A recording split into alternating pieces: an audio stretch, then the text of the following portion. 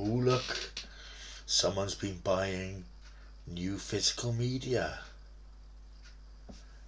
Look at it.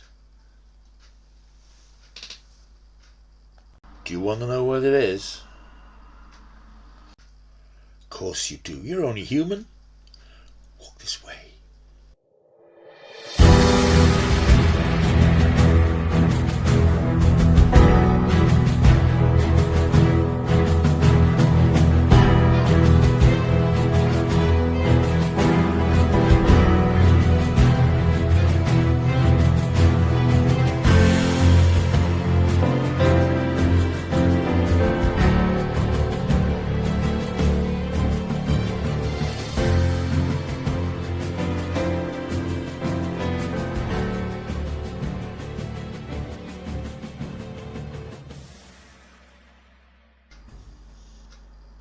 Hello humans, welcome to my world of stuff. My name is Paul Mount.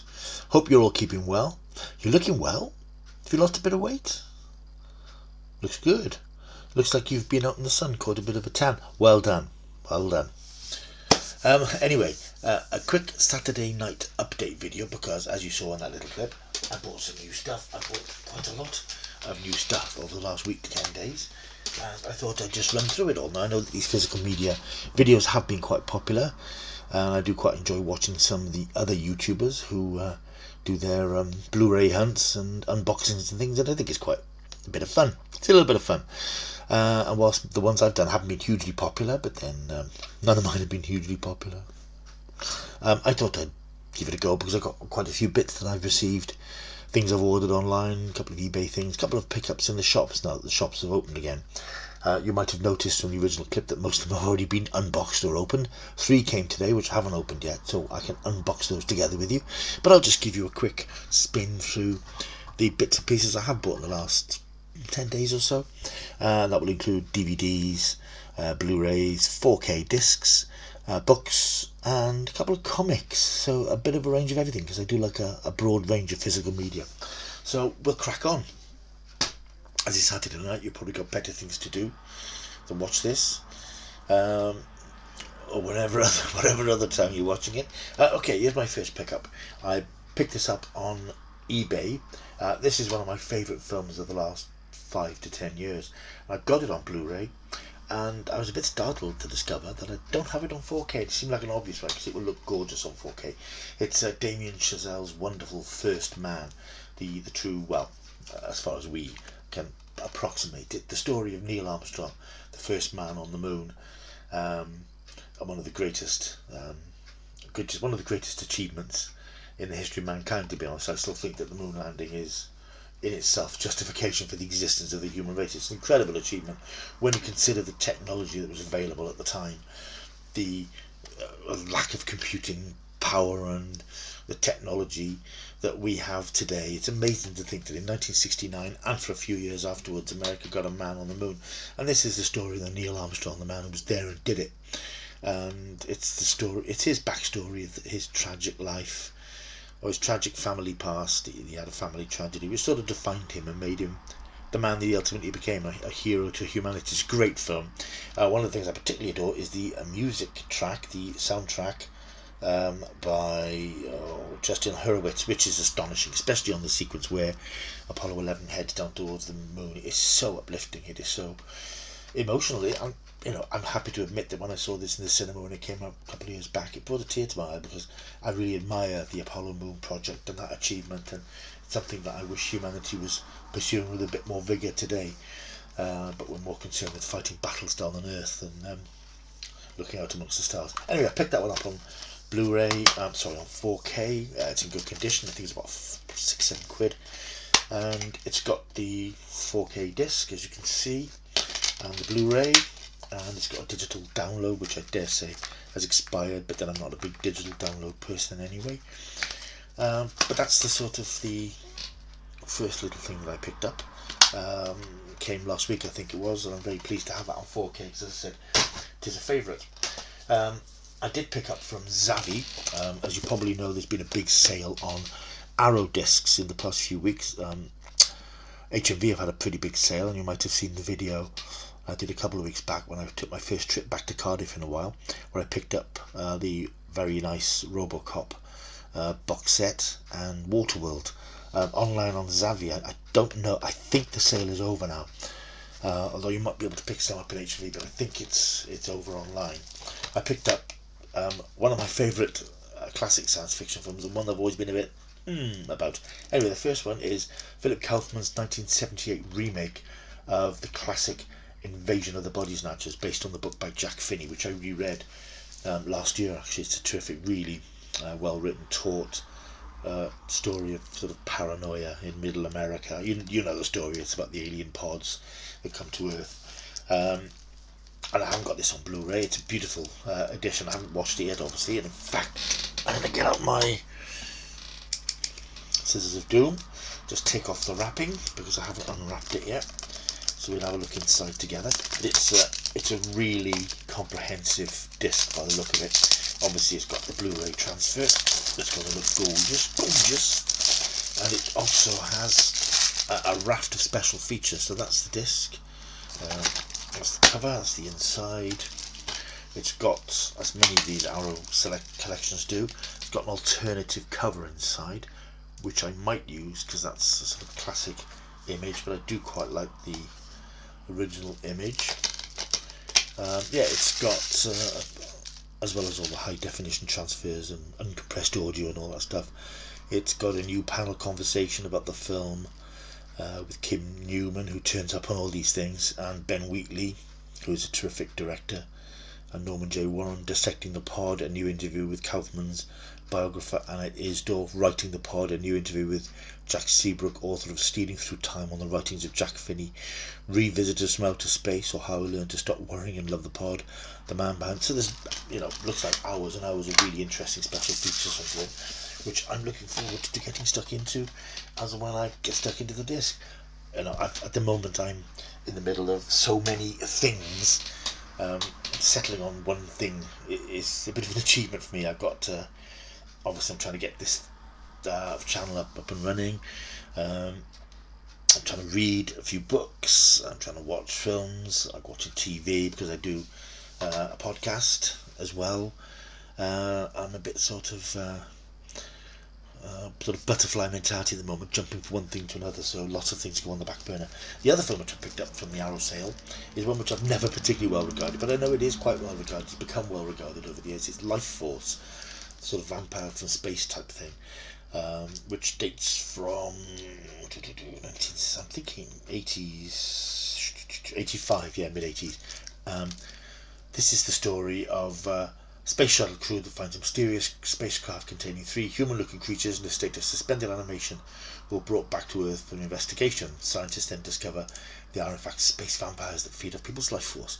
I remember seeing this years ago. I've only seen it once, and I found it really cheesy. I found the script pretty ropey, and some of the visuals a bit naff, because it was the 1980s and that's the way things tended to be. But I think it's time for a reappraisal, because I know a lot of people have a great fondness for this film, so I'm sort of looking forward to giving it another look to see if it's my opinion's changed over the years. Again, there's plenty of extra material here, commentary, UK exclusive look at the Genesis production release of the film, featuring interviews with the director, various actors and performers, Dangerous Beauty, an interview with Matilda May, who played the film's iconic star. They're coming to take me away, was bound to happen. Apologies. As I've said before, I'm working on finding a slightly quieter location to record these videos, because where I am is right on the middle of a main road. I live in a small village just outside Cardiff, but unfortunately it is sort of a main thoroughfare across the valley, so traffic that goes through here is completely nuts. Listen to it. You think it was bonfire night? Bloody nuts. I want a quiet life in my retirement. What can you do? Crazy. I often think I should stop and edit out all these things, but I'd be here all night editing out the background soundtrack. Anyway, Life Force, there it is then. Plastic off bands.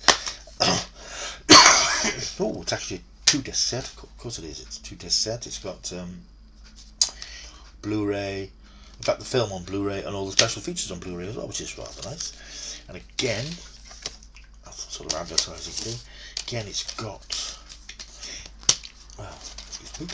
Again, it's got an alternative sleeve, which I think is the original poster, or no, original, I don't know, it's got a lady with a vest off, so I'm not sure if this was ever used on a video cover or something. So yeah, I'm going to watch this quite soon, I think, because I do want to give it a reappraise and possibly do a review for you. And it's 106, 101 minutes, so it's not a huge stretch of time. So that's Life Force. Again, Zavvi, thank you Zavvi. Zavvi are doing at the moment a very, very interesting Marvel sale. So if you're missing your Marvel titles on DVD or Blu-ray or 4K, they're doing some very nice offers at the moment. And the 4K disc, which I'm particularly interested in, are currently $14.99. It looks like it's practically the entire Marvel canon so far.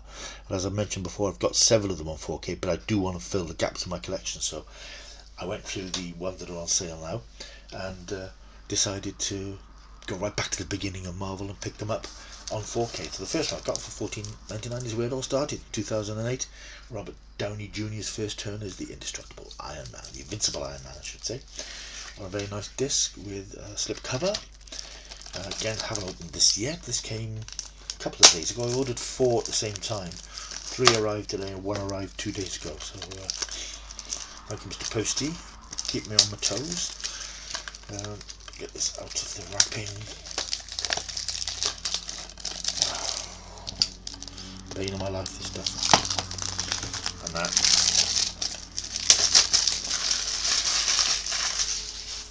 There it is, looking rather nice. As you can see, it's 4K glory. Nothing much inside. 2 discs, the DVD and the Blu-ray and the 4K. Yeah, Iron Man, kicking off my beginning of my filling in the gaps in my Marvel collection.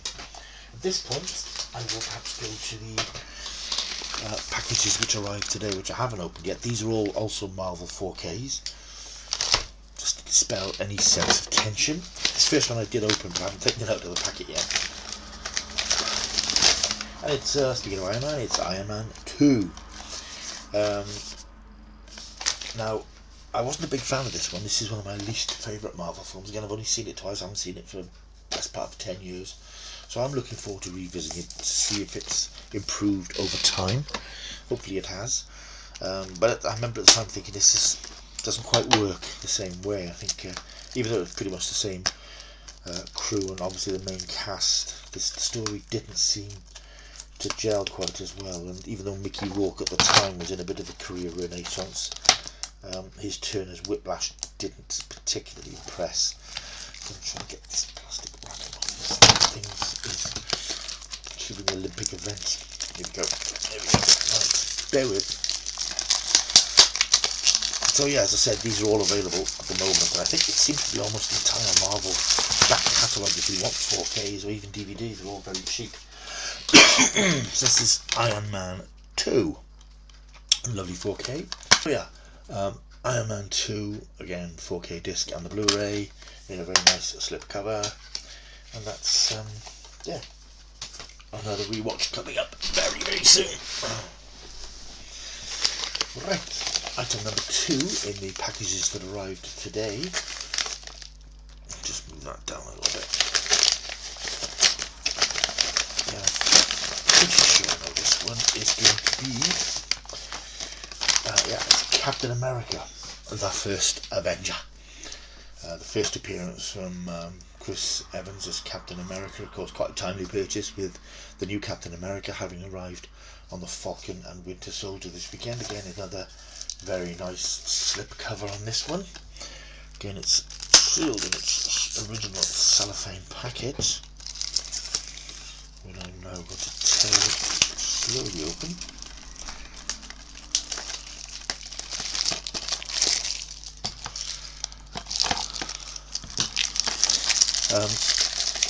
Yes, I don't know what you thought of the finale of Falcon and Winter Soldier. I'm hoping to do a video in the next couple of days with my final thoughts. I thought it was a terrific series.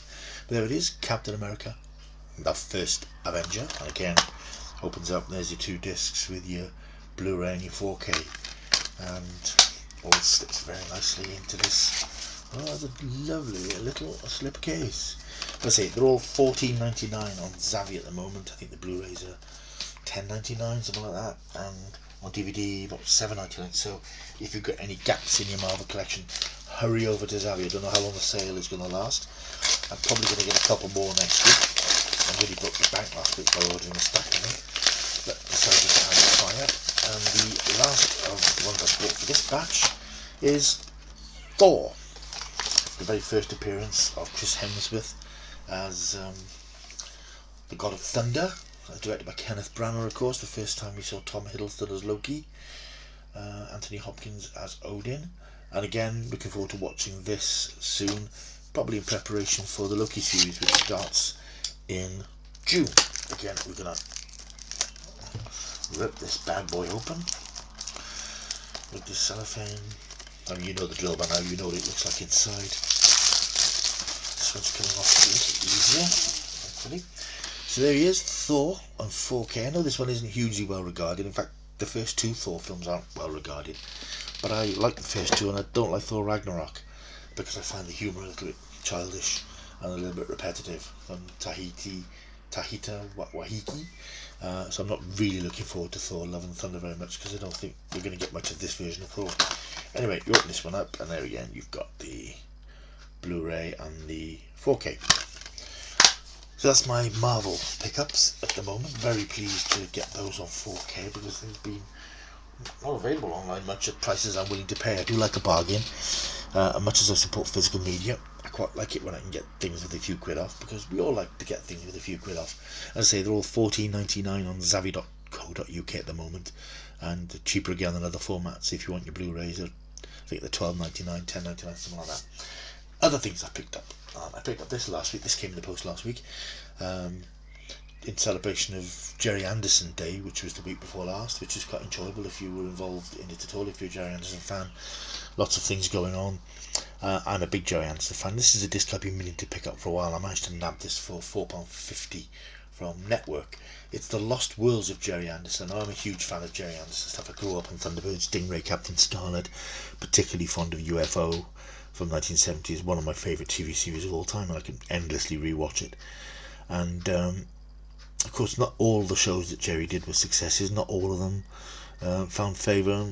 Not all of them made the screen. So this includes a number of pilot episodes for shows that he made, or early versions of shows that he made, such as, well, there's a couple of documentaries and advertising things. There's a pilot for a series called The Investigator.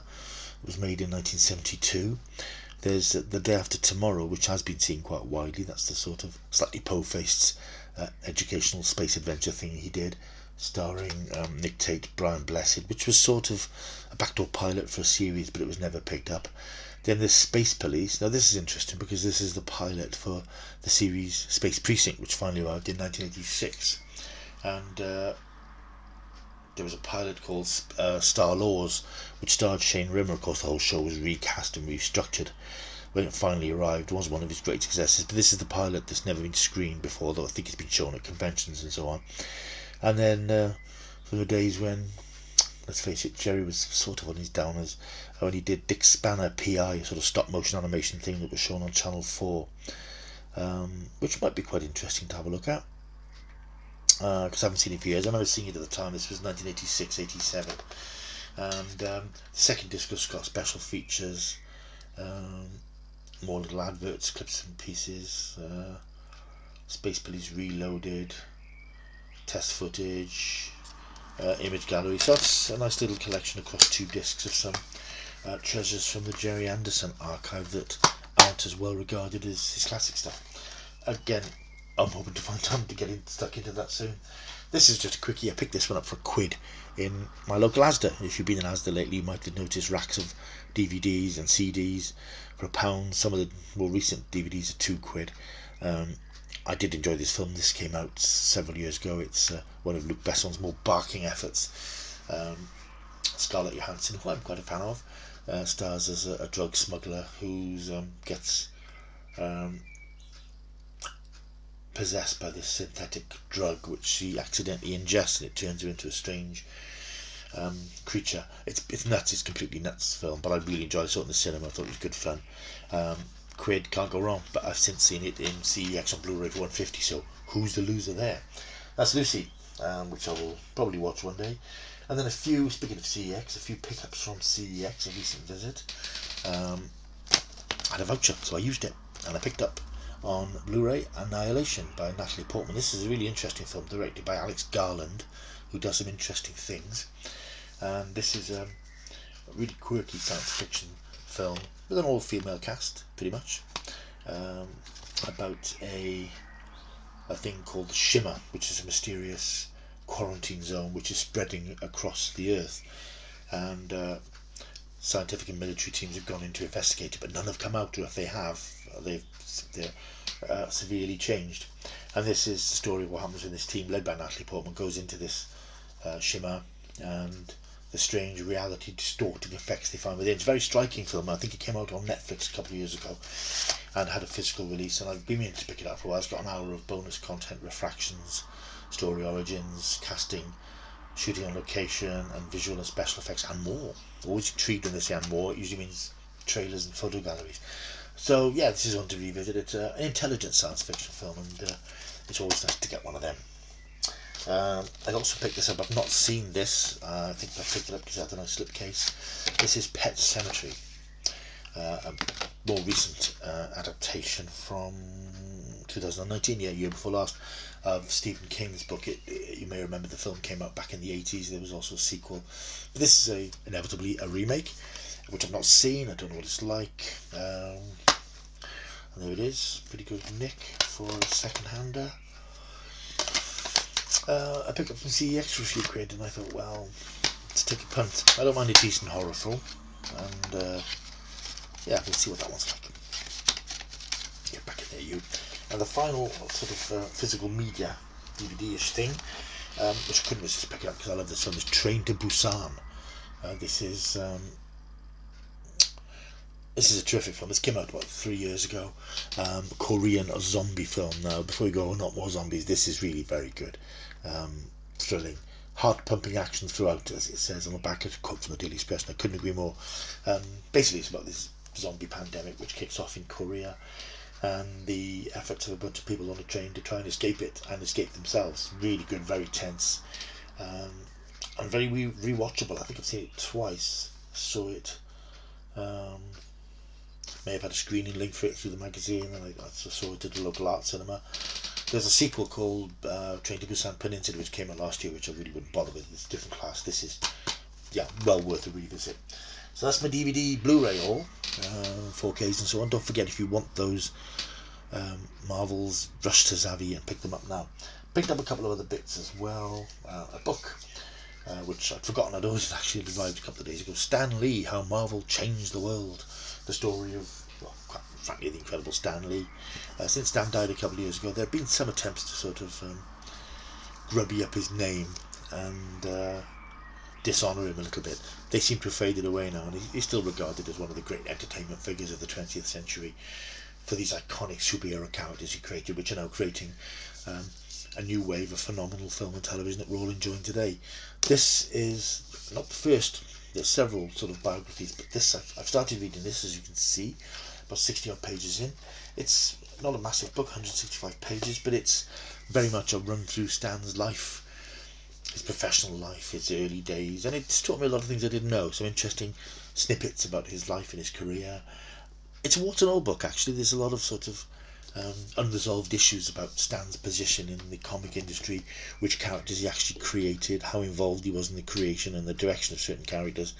I think Stan took a lot of the credit because he was that ebullient sort of front of house sort of person, whereas all the artists in the background who contributed just as much, like Steve Ditko, who was as much involved with the creation of Spider-Man as Stan, possibly more, we'll never know. And this sort of presents all those arguments and just leaves us to make up our own minds because we'll never know the final facts. Terrific book, really very, very readable. It's a nice chatty sort of conversational style, which I'm enjoying very much. As I said, it's not the first Stan Lee book, because I've also got this one, which came out a couple of years ago, A Marvelous Life, which is a more detailed sort of book. But this, which I like this week, published this week, has made me want to read this. So I'll certainly recommend this. And this looks also like it's going to be a terrific read. That's Stan Lee, How Marvel Changed the World. Final pickups, because we're nearly there. 2 more comic books. You might have remembered, or you might remember even, on the previous video, I mentioned I just picked up on eBay a couple of classic old comic books that sort of reminded me of my more formative years, when I used to read a lot of DC and Marvel stuff. And I picked up some Superman comics, you may remember, a while back. I just picked up 2 issues of the Justice League of America, which I saw on eBay, issues 203 and 204. I'm not particularly au fait with the history of comics, in terms of numbering. I didn't know when these came from, and I looked at them and I thought, well, I remember that logo, the Justice League logo of the comics when I used to read them in the 70s, I suppose. I thought, oh, yeah, maybe this is sort of mid to late 70s, actually 1985. And I haven't bought these because of any overexcitement about the Snyder Cut, which sort of came and went really, but I just thought, yeah, they look interesting. And they are interesting. I've actually read the first one the other day. It appears to be a 3-part story, which is a bit annoying because I've only got the first 2. But I have this very evening just won at a very bargain price the 3rd part, issue 205, which was August 1985, which I think wraps up the story.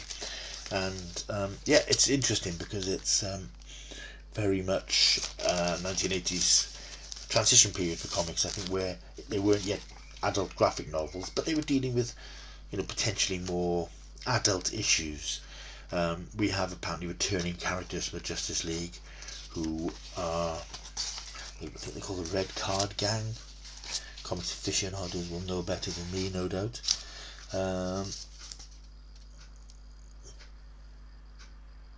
But yeah, there's more mature themes about the real world, which I think obviously DC eventually picked up from the success of Marvel Comics. So I've read the first one, I'll read the second one shortly, and I'm looking forward to getting the 3rd part next week. So that's what I've been spending my hard-earned dosh on the last week or so.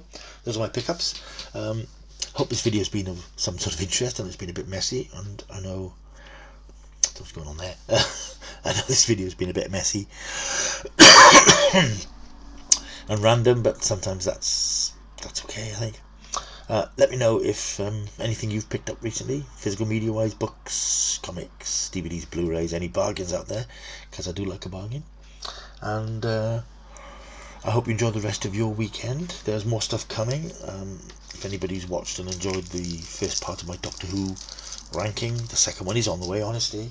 It should have been up by now, but I haven't quite finished editing it, and I want to check that it's covered all the points I wanted to cover. And then more stuff as and when.